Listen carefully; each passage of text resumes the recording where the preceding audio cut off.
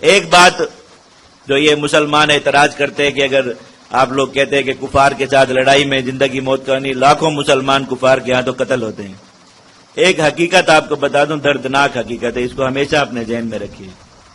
مسلمانوں کا جہاں بھی قتل عام ہوتا ہے اور ایسی مظلومیت کی داستانیں سامنے آتی ہیں کہ بس مسلمان گاجر مولی کی طرح کٹ رہے ہیں، یہ کبھی بھی جہاد میں نہیں ہوتا، یاد رکھیے۔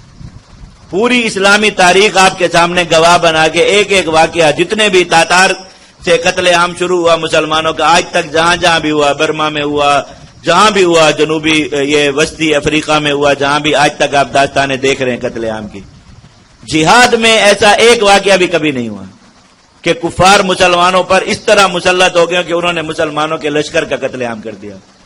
یہ قتل عام ہمیشہ ان مسلمانوں کا ہوتا ہے جو مزاحمت کو ترک کر دیتے، بس یاد رکھیں۔ مزاحمت میں، مسلمانوں کی مزاحمت میں اللہ نے اتنی قوت رکھی ہے، اتنی زیادہ قوت کہ یہ مزاحمت اگر ہتھیاروں کے ساتھ نہ بھی ہو، بغیر ہتھیاروں کے ہو، صرف نعروں کے ذریعے، اگر مسلمان اونچی آواز سے چلا سکتے ہیں نا، صرف اسی کو اپنا مزاحمت کا ہتھیار بنا لیں کہ جب دشمن اس طرح مارنے کے لیے اونچی آواز میں چلائیں۔ میں قرآن کو گواہ بنا کے دعوے کے ساتھ آپ کو کہتا ہوں کہ وہاں قتل عام کبھی نہیں ہو سکتا۔ میں آپ کو 2 مثالیں دیتا ہوں، آپ اپنی آنکھوں سے ان کو دیکھیے۔ فلسطین کے مسلمان کب سے اسرائیل کے ساتھ لڑ رہے ہیں؟ 60 سال سے زیادہ عرصہ ہو گیا۔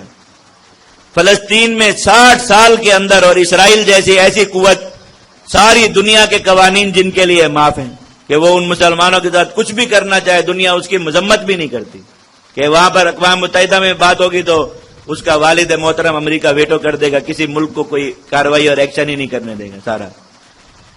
یہ فلسطین کے اندر 60 سال کے اندر اس مزاحمت جب سے یہ شروع ہوئی انتفاضہ، اس سے پہلے کی بات نہیں کر رہا جب مزاحمت نہیں تھی اور کافر جب غالب ہوئے اور انہوں نے جا کر قتل عام کیا، وہ نہیں، جب سے مزاحمت شروع ہوئی ان 60 سالوں کے اندر فلسطین میں شہید ہونے والے مسلمانوں کی تعداد، دنیا میں جہاں قتل عام ہوتے ہیں، مثلا برما میں قتل عام ہوا، کتنا عرصہ جاری رہا؟ وہ تھوڑا ہی وقت ہے نا، سال ہوگا یا اس سے بھی کم عرصہ۔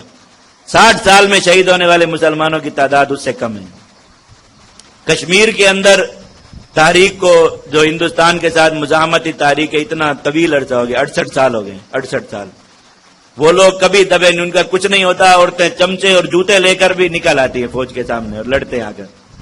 کشمیر کے اندر اس پورے 68 سال کے اندر شہید ہونے والے مسلمانوں کی تعداد، حیدرآباد دکن میں جب 1948 میں نہرو نے فوج اتاری تھی، 3 دن صرف وہ جو ہے وہ وہاں پر آپریشن ہوا تھا، ابھی تک ان 68 سال میں شہید ہونے والے مسلمانوں کی تعداد ان 3 دنوں کے برابر نہیں ہوئی۔ یہ مزاحمت کی قوت ہے، اس کا کوئی انکار نہیں کر سکتا۔ یہ قتل عام ہوتے تب ہیں جب کافر آپ کو مار رہے ہیں اور آپ آنکھیں بند کر کے بیٹھے ہوتے ہیں اپنی باری کا انتظار کہ ابھی میرا بھائی کٹ رہا ہے، اس کے بعد میرا نمبر آنے والا ہے، اور پھر یہ تصویریں دنیا میں گھومتی رہتی ہے اور مسلمانوں کے دلوں کو جلاتی ہیں، اس کے علاوہ کوئی فائدہ نہیں ہوتا۔ اور کفار کو یہ، اگر مسلمان اس وقت میں پتھروں سے مزاحمت کریں، جوتوں سے مزاحمت کریں، گھروں میں پڑے ہوئے سامان سے بھی صرف مزاحمت کریں، ایک مسلمان کے کلمے کے بھی خلاف ہے، اس کے ایمان کے بھی خلاف ہے کہ وہ اپنے آپ کو ایسے برائلر مرغی کی طرح کافر کے حوالے کر دے۔ اللہ تعالیٰ ہر مسلمان کو اس امتحان سے بچائے، لیکن اگر یہ امتحان آ جائے، یہ بات یاد رکھیے، مزاحمت کے اندر وہ قوت ہے جو دشمن کے ہاتھوں کو ہمیشہ روکتی ہے۔ مزاحمت کرتے ہوئے، جہاد کرتے ہوئے، لڑائی کرتے ہوئے اور رد عمل دیتے ہوئے کبھی بھی مسلمان کا قتل عام نہیں ہوتا۔ یہ جو اتنی داستانیں ساری بھری بنی، آپ تاتار میں دیکھ لیجئے، 2 لاکھ سے زیادہ مسلمانوں کو انہوں نے قتل کیا، بغداد سے لے کے شام حلب تک وہ آئے اور پورا حمص تک انہوں نے سارا قبضہ کیا۔ 2 لاکھ سے زیادہ مسلمانوں کو قتل کیا۔ کس طرح قتل کرتے تھے؟ یہ واقعات خود ابن جوزی وغیرہ نے دوسری تاریخ میں لکھے کہ وہ بیٹھ کر پتھر پہ اپنی چھری تیز کر رہا ہے ایک تاتاری، اور مسلمان قطار میں اس طرح صف باندھ کر کھڑے، تو وہ کہہ رہا ہے اچھا ادھر ہی رہو، مجھے کام یاد آ گیا، میں کر کے آ رہا ہوں، میں پھر مارتا ہوں۔ تو کوئی مسلمان بھی لائن توڑ کے گھر نہیں جا رہا کہ ایسا نہ ہو پھر ناراض ہو جائیں، تو لائن میں کھڑے اور وہ اپنا کام کر کے واپس آ کر پھر مسلمانوں کو کاٹنا شروع کر۔ اور جن مسلمانوں نے تاتار کے خلاف جہاد کیا، پورا عالم اسلام ان کے قبضے سے آزاد کرا، صرف 1 سال کے اندر، صرف 1 سال میں۔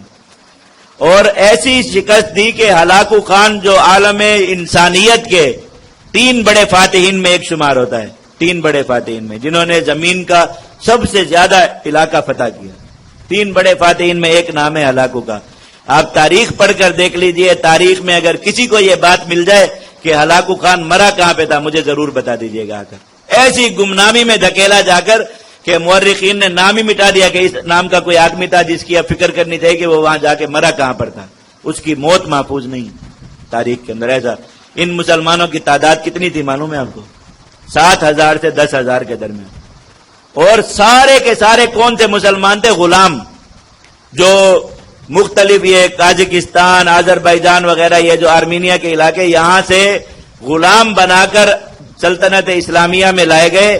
یہاں آ کر انہیں اسلام سکھایا گیا، کلمہ سکھایا گیا، نماز، تھوڑا سا دین اور تھوڑی سی شریعت جانتے تھے، باقی انہیں کچھ پتا نہیں تھا کہ غلام تھے. لڑاکا لوگ تھے بہت، تو مسلمان بادشاہ ان کو لے کے ہماری اقوام کو نہ لڑنا پڑے انہی کا لشکر بنا دیا کہ یہ لڑا کریں گے. انہوں نے جب دیکھا پورا عالم اسلام تباہ ہو گیا، مصر میں ان کی تعداد تھی بس 7-8 ہزار کا لشکر تھا. انہوں نے کہا پورا عالم اسلام تباہ ہو گیا، اب یہ آ کر ہمیں ماریں گے تو ہم اس طرح تو نہیں مریں گے جیسے یہ مسلمان مرے، ہم تو لڑائی کریں گے. 7-8 ہزار لوگوں نے لڑائی کی. 1 سال کے اندر یہاں سے لے کر بغداد تک پورا عالم اسلام آزاد ہو گیا، خلافت بحال ہو گئی، اور تاتاری وہیں اپنی غاروں میں جا کر مرے. کسی کو پتہ ہی نہیں کہ ان کا بادشاہ دنیا میں مرا کیسے تھا.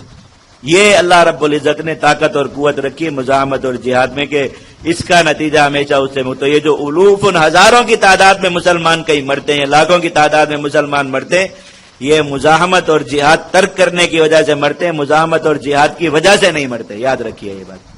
یہ جو مسلمانوں کے ذہنوں میں ایک بات گھسائی ہوئی ہے کہ لڑنے والے مسلمانوں کی وجہ سے دوسرے مسلمان مرتے ہیں، ایسا نہیں ہے. لڑنے والے مسلمان، کشمیر میں لڑنے والے مسلمان موجود ہیں، اس لیے ہندوستان کی حکومت وہاں مسلمانوں کا قتل عام نہیں کر سکتی. اگرچہ لڑنے والے مسلمانوں کی تعداد اس وقت وہاں پر، میں کہتا ہوں پورے کشمیر میں اگر اس وقت 1,000 مجاہد بھی موجود ہو تو بہت بڑی بات ہے، نہیں ہوگا اتنا. لیکن اس کے باوجود 7 لاکھ آرمی وہاں پر موجود ہے، ان کو کہیں کسی ایک محلے میں بھی قتل عام کر کے دکھا دیں. اور جہاں لڑنے والے مسلمان نہیں ہیں وہاں پر ایسے 2 ٹکے کے چھوکرے گھروں سے نکل کے آتے اور مسلمانوں کی بستیاں جلائیں گے، مسلمانوں کو آ کر ماریں گے، کاٹیں گے، عزتیں لوٹیں گے، سب کچھ کر کے چلے جائیں گے، ان کو کوئی پرواہ نہیں. وجہ لڑنے والے مسلمان نہیں، لڑنے والے مسلمانوں کا موجود نہ ہونا ہے.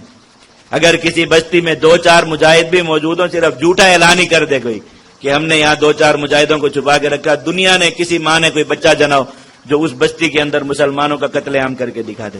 ہم اسلامی تاریخ کو ہی جھٹلا دیں ساری، ہو ہی نہیں سکتا یہ بات. تو یہ یاد رکھیے، بات اپنے دلوں میں بٹھائیے، مسلمانوں کو یہ بات سمجھائیے، اپنا ایمان ایسا بنائیے کہ مزاحمت ترک کر دینا مسلمان کی شان نہیں، اور مزاحمت کا ترک کر دینا ہی مسلمانوں پر ہمیشہ مصیبت لاتا ہے. ہمیشہ کفار جو ہے وہ ان کا قتل عام کرتے، اس طریقے سے ان کو مارتے ہیں. آپ جب تک مسلمانوں نے جہاد شروع نہیں کیا تھا، مکہ میں کتنا ستاتے تھے کفار مسلمانوں کو. غزوہ بدر کے بعد سے کوئی ایک واقعہ اسلامی تاریخ میں تلاش کر کے دکھا دیجیے. مسلمان تو مکہ میں پھر بھی پھنسے رہے سن 8 ہجری تک، 7 ہجری تک. کسی مسلمان کو پھر کافروں نے انگاروں پر لٹایا. مکہ میں تو نہیں تھے مجاہد جہاد کرنے والے، مسلمان مدینہ میں تھے، اور بدر میں جہاد ہوا تھا. مکہ کوئی نہیں گیا تھا کاروائی کرنے کے لیے. ایک واقعہ کہیں سے ڈھونڈ کر بتا دیجیے. نہیں ہو سکتا کہ کافر پھر یہ کام کرے. ان کو پتا ہو کہ اب مسلمانوں کے ہاتھ میں تلوار ہے، ادھر سے کسی مسلمان کا رونا وہاں پہنچا کہ پھر اس کو انگاروں پر لٹایا ہوا، پھر پتہ نہیں ہمارے ساتھ کیا ہو. اس لیے کوئی پھر یہ جرأت نہیں کرتا. یہ چیز اللہ رب العزت نے سمجھا دی.